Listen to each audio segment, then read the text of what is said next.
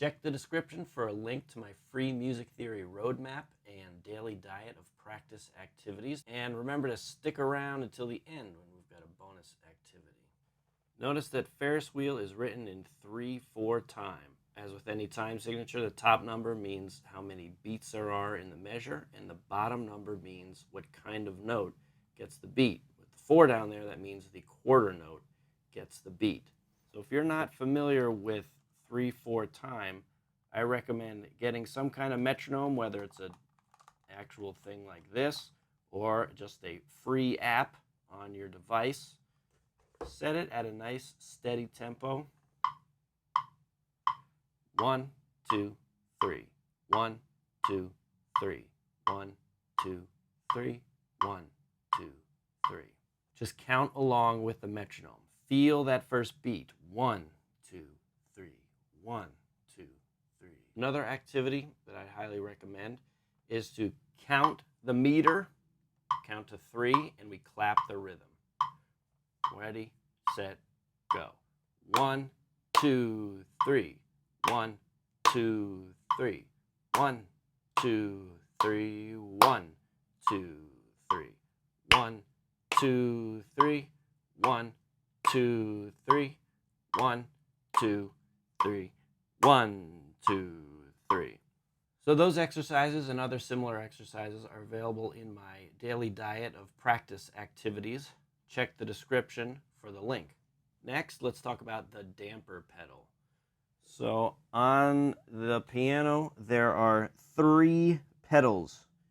Sorry if that's a little too dark, but we know that the right pedal is the damper pedal. Often we just call it the pedal because it's the most commonly used. So what happens when you use the damper pedal? Well, what happens is the dampers, which are felt pads that stop the strings that you're hearing when you play a key, they come off of all of the keys. And it just keeps sustaining. So it doesn't just keep sustaining that one note, but we get more sound from all of the other strings ringing sympathetically as well.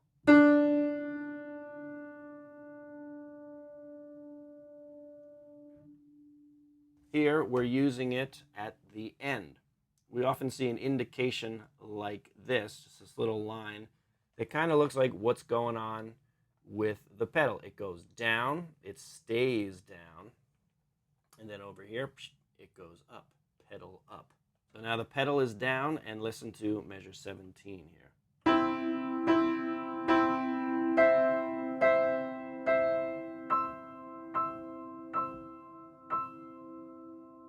Everything sounds much more resonant.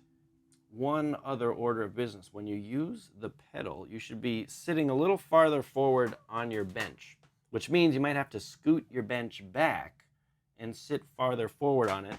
You got to get your weight onto your feet, onto your heel. Your heel should remain on the floor, and you're just lifting up the front part of your foot on the pedal. Now, one other thing, notice it says slowing down here. So we're not going to be keeping a nice steady beat over, but our steady beat is going to gradually get slower. The Italian word for that is ritardando. Sounds like this. 1, 2, 3, slowing down a little. 1, 2, 3, hold. 2. Right? We don't suddenly slow down, we gradually slow down. All right, so that's it. I hope you enjoyed that. Please like and subscribe, and consider downloading my free music theory roadmap and daily diet of piano practice activities. And now stick around for the duet. You can move your hands 1 octave higher than where we started. And if it's too fast, you can always slow the tempo down using the playback speed setting. At the end of the duet, I'm going to stop the metronome and conduct you through to the end. 1, 2, 3, ready, set, go.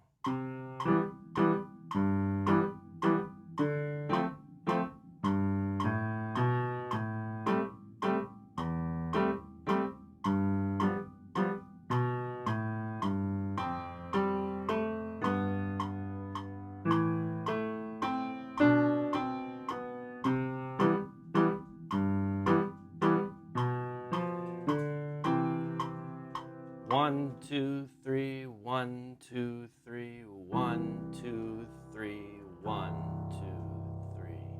Off. All right, good luck with your practicing, and I'll see you on the next one.